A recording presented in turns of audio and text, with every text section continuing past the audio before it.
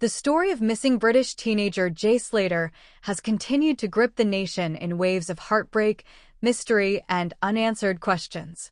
From the moment news broke of the 19-year-old apprentice bricklayer's disappearance in Tenerife, speculation swirled about what truly happened in the rugged terrain of the island.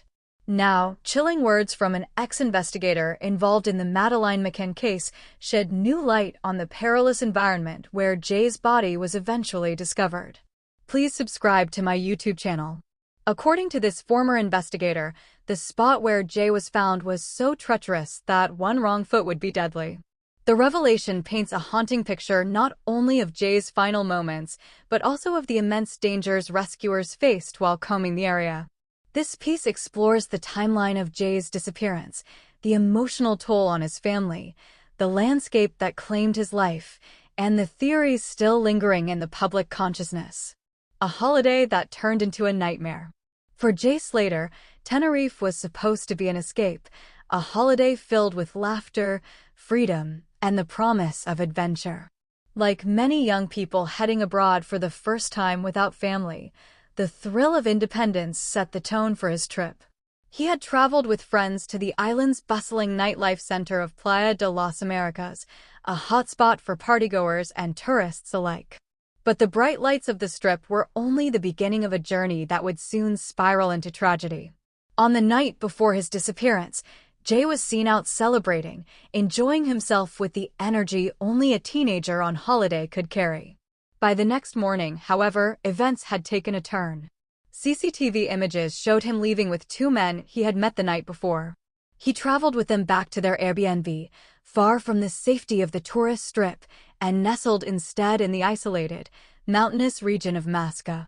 It was in this remote corner of Tenerife, where rugged cliffs, deep ravines, and jagged volcanic rock dominate the landscape, that Jay's final, tragic journey began. The last known movements. On the morning he vanished, Jay reportedly attempted to make his way back from Masca toward his accommodation in Playa de las Americas. Friends recall him calling and messaging them, explaining that he was trying to walk back but had gotten lost. He mentioned being thirsty, with no water, and that his phone battery was dwindling. At 8:50 a.m., he made a final call to a friend, saying he was exhausted and unsure of his location. Shortly afterward, his phone went dead. That was the last anyone heard from him. For days, the search was frantic. Spanish police scoured the mountains, helicopters circled overhead, and volunteers braved the terrain in sweltering heat. His family, who flew to Tenerife immediately, clung to hope as they retraced his steps and pleaded for more resources. But the days dragged on and hope began to fade. The grim discovery.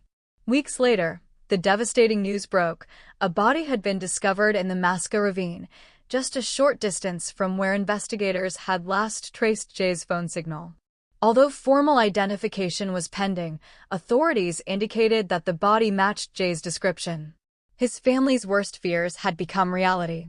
It wasn't just the loss itself that sent shockwaves across the UK and beyond, it was the disturbing details of where he was found. Please subscribe to my YouTube channel. A treacherous landscape. The ex-investigator, who had worked on the Madeleine McCann case years earlier, described the location with chilling clarity. The area where Jay was found is not just remote, it's deadly. One wrong foot in that ravine and you're gone. The rocks crumble beneath you, the drops are sheer, and the paths, if you can call them that, are barely visible. Locals avoid that area for good reason. The Masca Valley is notorious for its beauty and danger alike. While hikers flock to its trails for adventure, even experienced climbers acknowledge the risks. The ravines can plunge hundreds of feet without warning, while loose volcanic stone shifts underfoot. In the searing summer sun, dehydration sets in quickly. To imagine a 19-year-old, disoriented and without supplies, attempting to navigate such terrain is heartbreaking. For the investigator, it was less about mystery and more about inevitability. It was only a matter of time before the landscape claimed him. Theories and speculation. Despite this grim assessment, speculation has been rife. The unusual circumstances of Jay's final night, leaving with strangers, traveling to a remote Airbnb, and then attempting the long trek back, have fueled theories ranging from foul play to tragic misadventure. 1. Accident. The most accepted theory is that Jay became disoriented, dehydrated, and exhausted, eventually slipping or falling in the ravine. His phone's last ping placed him near where his body was eventually found, lending weight to this explanation. 2. Foul play. Some believe there are unanswered questions about the men he stayed with that night. Why did Jay leave alone? Was there an argument, or did something happen that made him desperate to get away? Authorities have not treated the men as suspects, but rumors persist. 3. Search errors. Others question how it took weeks to find Jay in an area so close to his last phone signal. Some have even suggested that he may not have been there initially, though there is little evidence to support this. Regardless of theory, the family's grief remains the same. A family shattered. For Jay's loved ones, the discovery was the crushing end to weeks of anguish. His mother, Debbie Duncan, who had traveled to Tenerife immediately after learning her son was missing, had made emotional appeals for help. She described him as a happy, cheeky boy with his whole life ahead of him. Jay was full of energy, full of love, she said in a heartbreaking statement. This was never how his story was supposed to end. The Slater family has since spoken of their gratitude for the search teams, but also of their lingering questions. Could more have been done sooner?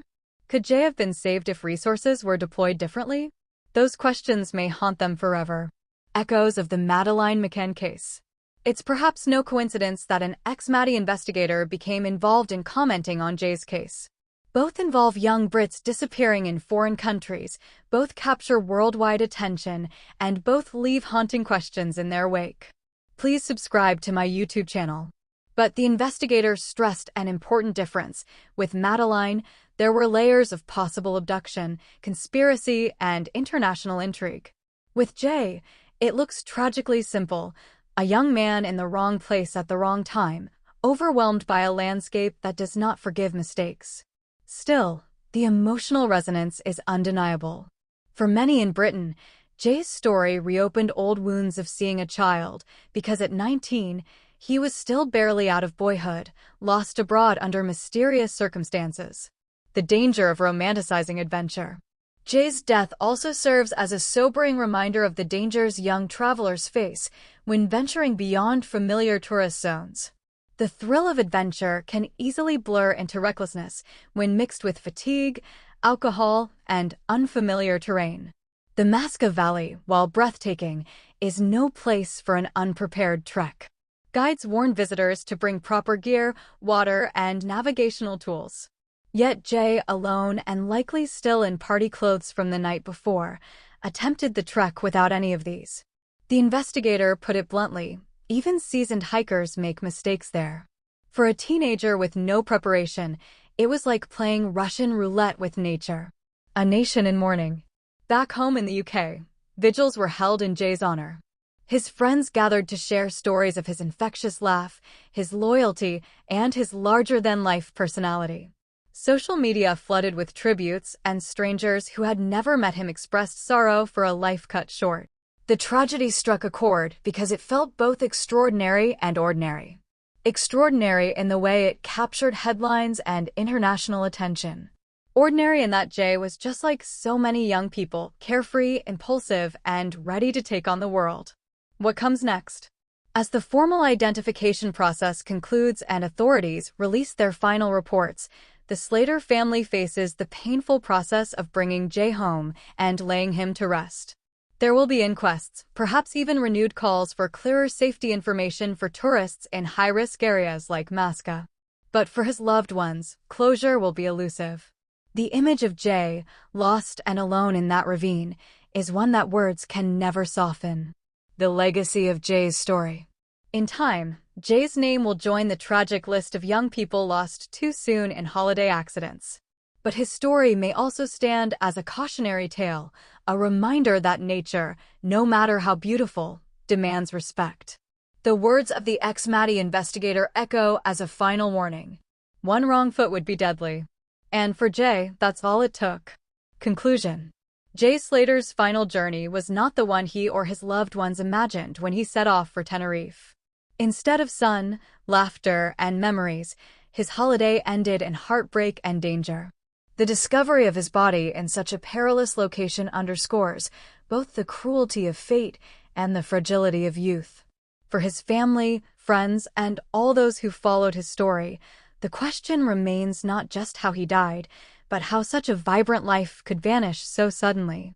And so, Jay's story lingers, an echo in the ravines of Masca, a warning on the lips of investigators, and a sorrow carried by everyone who has ever said goodbye to a child too soon. Subscribe the channel to get such videos.